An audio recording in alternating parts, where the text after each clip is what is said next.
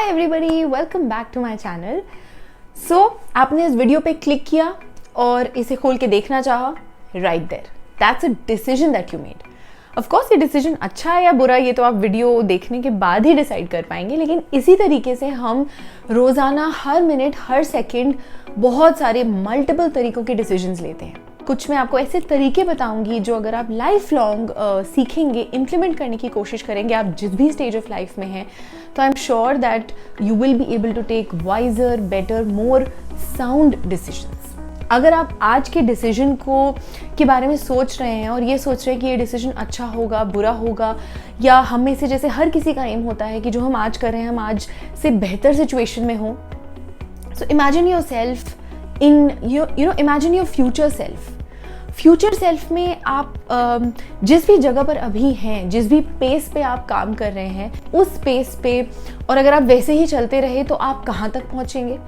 अगर आपने अपने आप की सिचुएशन को, अपनी हैबिट्स को, अपने गोल्स को बदलने की कोशिश की, कुछ नया अगर आप करना चाहते हैं, अगर आपने वो किया तो आप कहाँ पहुँचेंगे। अगर आप इन सब चीज़ों को करने में सक्सेसफुल हो गए तो सक्सेस कैसा दिखेगा। सो इमेजिन कि अगर आप फेल हो गए, अगर आप उसी पोजीशन पे रहे जिस पोजीशन पे आप अभी हैं, तो वो फेलियर कैसा दिखेगा। अगर आपको वो फेलियर की फीलिंग से डर लगता है तो आपको इमीडिएटली पता हो जाना चाहिए कि जो आप आज कर रहे हैं उन चीज़ों को आपको बदलना पड़ेगा। ये एक सबसे अच्छा तरीका है ये जानने का कि आप जो प्रेजेंटली कर रहे हैं आपको कितनी हद तक और कितने जल्दी उसे बदल लेना चाहिए। The second and a very under estimated thing, हम जॉब इंटरव्यूज़ में जाते हैं, जॉब एप्लीकेशंस भरते हैं, तो ऑलमोस्ट हर कंपनी हमसे पूछती है कि आप अपने आप को अगले आने वाले 5 सालों में, 10 सालों में कहाँ देखते हैं। और ये बहुत ही घिसा पिटा सा क्वेश्चन हो गया है क्योंकि इसकी वैल्यू कम हो गई, क्योंकि हमें कोई ये नहीं बताता कि ये क्वेश्चन हमारे लिए क्यों ज़रूरी है। बस हमें जो करियर ट्रेनर्स होते हैं, कोचेस होते हैं, वो इस क्वेश्चन का आंसर बता देते हैं कि आपको ये इंप्रेसिव 5 लाइनें बोलनी है। सो हमेशा इस क्वेश्चन को थोड़े से डीपली अगर आप सोचने की कोशिश करेंगे तो it will really help you in your future. Why? Because क्यों पूछा जाता है हमसे ये सवाल? क्योंकि वो ये जानना चाहते हैं सबसे पहले कि आपका खुद का गोल क्लियर है कि नहीं। हम में से आई थिंक 90% ऑफ लोग, 90% पीपल तो ये सोचते भी नहीं कि गोल क्या है, विजन क्या है, बस एमलेसली हम चल रहे हैं। लेकिन अगर आप थोड़े भी सीरियस हैं, थोड़े भी एम्बिशियस हैं, तो ज़रूर सोच के देखिए कि what are your goals in your life. आप एक्चुअली क्या अचीव करना चाहते हैं। आपका गोल अच्छे से डिफाइंड नज़र आता है तो आप उसे छोटी छोटी हैबिट्स में, छोटे छोटे डिसीजंस में ब्रेकअप कर सकते हैं। फॉर एग्जाम्पल, अगर आपका गोल है कि आपको नेक्स्ट ईयर एक 10K मैराथन में रन करना है, तो वो तो 1 साल दूर की बात है, राइट। 365 डेज हैं, लेकिन उस 10K मैराथन को रन करने के लिए आपको आज से अपनी बॉडी को जिस तरीके की ट्रेनिंग देने की ज़रूरत है, क्या आप उस पाथ पे ऑलरेडी निकल चुके हैं? That will decide whether after 365 days you will be able to run a 10K marathon successfully और not. Another way to look at it is कि फॉर एग्जाम्पल अगर आपके पास 2 जॉब अपॉर्चुनिटीज़ हैं और फॉर एग्जाम्पल अगर आपका गोल है कि नहीं, मैं एक लीडर बनना चाहता हूँ, I want to work in an environment जहाँ पर मेरी अंडर टीम हो, where I can influence people. आपकी जॉब जो है वो आपको कोई ऐसी अपॉर्चुनिटी नहीं देती जहाँ आप कम्युनिटी बिल्डिंग कर सकें, जहाँ आप दूसरे लोगों से मिल सकें, जहाँ पर आपको आउटसाइड ऑफ ऑफिस एक एनवायरमेंट मिले नई स्किल सीखने का। तो फिर नेचुरल सी बात है, आपके लिए ईजी हो जाएगा ये चूज़ करना कि नहीं, this is a job that is not made for me. अगर आप ये ढूंढ रहे हैं कि नहीं, मुझे अभी फिलहाल अपनी फैमिली को सपोर्ट करना है, कोई भी आपके पास XYZ रीज़न हो सकता है, और अभी मुझे ऐसी जॉब चाहिए विच इज़ जहाँ पर मुझे पैसे मिल सकें, so obviously which ever job page you the best you will go for that option. But इसका एसेंस ये है कि जो भी डिसीजन आप लेते हैं वो आपके एंड गोल के साथ अलाइंड होना चाहिए।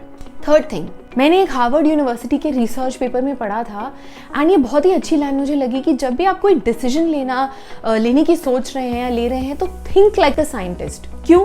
क्योंकि अगर मैं एक डिसीजन सब्जेक्टिवली लूँगी तो मेरे अंदर बहुत सारी स्टोरीज चलेंगी, बहुत सारी ऐसे बायसेस चलेंगे जो नोइंगली, अननोइंगली, कॉन्शियसली, सबकॉन्शियसली मेरे डिसीजन को अफेक्ट करेंगे।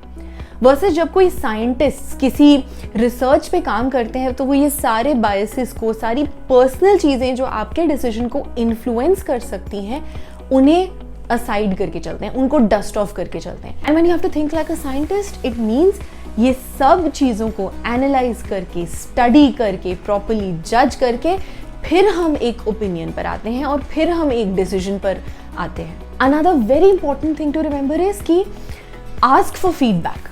कोई भी चीज़, कहीं पे भी ग्रोथ अकेले नहीं हो सकती। चाहे वो आप देख लीजिए कितनी बड़ी से बड़ी कंपनीज में हो, सबके अंदर हर एक छोटे से छोटे लेवल पर फीडबैक मैकेनिज्म्स होते हैं, वन ऑन वन इंटरैक्शंस होते हैं। इसीलिए हम एक्चुअली लेवल्स बनाते हैं जिससे एक एसोसिएट एक सीनियर को रिपोर्ट कर सके, वो अपने मैनेजर को रिपोर्ट कर सके, and then likewise. For example आप यूट्यूब को ही ले लीजिए, इतनी बड़ी कंपनी जिसका हेडक्वार्टर्स यूएसए में है, वो आपके मोबाइल पर किसी वीडियो के पहले आपने भी एक ऐड देखा होगा कि are you enjoying these videos, what should we do to make the video better, is the length of the video okay, are you enjoying the ad? So they are also wanting feedback। और वो decision कहाँ होगा? वो decision एक high level meeting में USA में होगा, but this is a way that they are collecting data. और ये छोटा छोटा इंडिया के किसी गांव से, कोने से आया हुआ डेटा भी उनको एक पर्टिकुलर डिसीजन लेने में हेल्प करेगा। So never under estimate the value of real facts, of real figures, real analysis and evidence.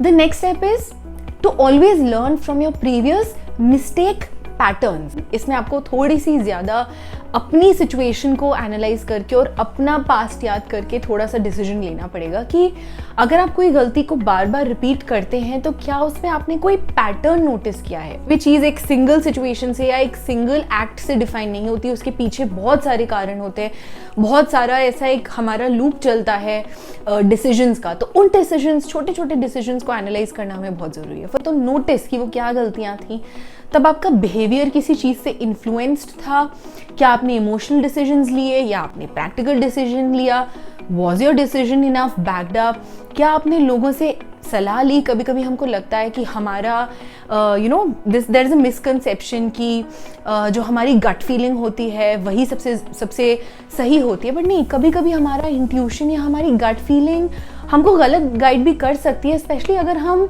बहुत ज़्यादा सेल्फ अवेयर नहीं है। यस, अगर आप बहुत सेल्फ अवेयर हैं और आपको एग्जैक्टली पता है कि कब कौन सी सिचुएशन में आप इमोशनली एक्ट करते हैं और कब कौन सी सिचुएशन में आप प्रैक्टिकली एक्ट करते हैं, you may be then fine. More often then not हम इमोशन से बहुत ज़्यादा इन्फ्लुएंस हो जाते हैं और हम उसको ये नाम दे देते हैं कि ये हमारी गट फीलिंग है, बट उसके पीछे बहुत सारे हमारे बायस काम करते हैं। जो हमारे साथ प्रीवियस इंसिडेंट्स हुए हैं उनका बैगेज रहता है, उन इंसिडेंट्स की वजह से हम अपने आप को कैसे देखते हैं, कैसे इमेजिन कर पाते हैं, वो एक बहुत बड़ा बायस होता है जो अक्सर लोग समझ नहीं पाते। तो किसी भी सिचुएशन को गट फीलिंग या किसी भी बॉक्स में डालने से पहले जो लोग आपको जानते हैं, समझते हैं, जो आपको सही एडवाइस दे सकते हैं, उन्हें ज़रूर अप्रोच करिए।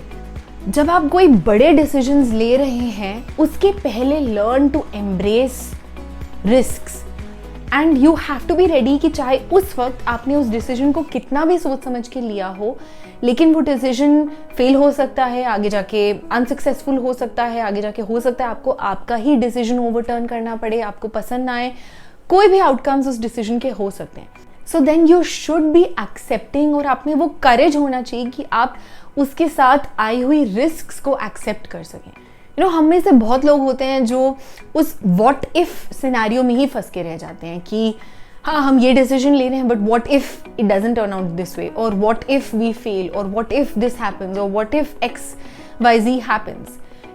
Everything is a possibility. जो भी आप सोच रहे हैं वो भी सही हो सकता है, और जो डिसीजन आपने लिया है अगर आप उस पर कमिट करेंगे, अगर आप इतना कन्विक्शन रखेंगे उस पर कमिटमेंट से काम करने का, तो वो भी सही हो सकता है। बहुत ज़्यादा उस सिनेरियो पे फोकस करेंगे जो हो सकता था और नहीं हुआ, या जो हो सकता है, सो देन मे बी वो ट्रू हो ही जाएगा, बिकॉज जो आपने डिसीजन लिया है आप उस डिसीजन को छोड़ के और ऐसी एक आउटकम पे फोकस कर रहे हैं जो एक हाइपोथेटिकल आउटकम है। And obviously this is something which is biological, कि जिस भी चीज़ पे हमारा माइंड ज़्यादा फोकस्ड रहेगा वो ऑटोमेटिकली ट्रू हो ही जाएगी। But today I want to leave you with this, don't focus on making the right decision and not making the wrong decision. Focus on making a sound decision.